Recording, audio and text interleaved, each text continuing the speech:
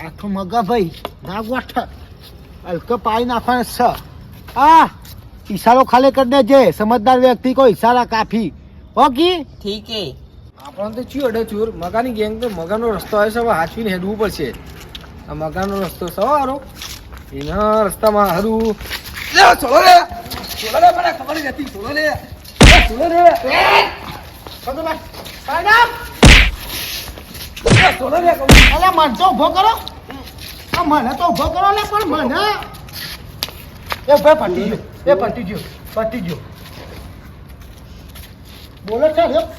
અલે પણ આ તો પગ ફસોડો છે બરો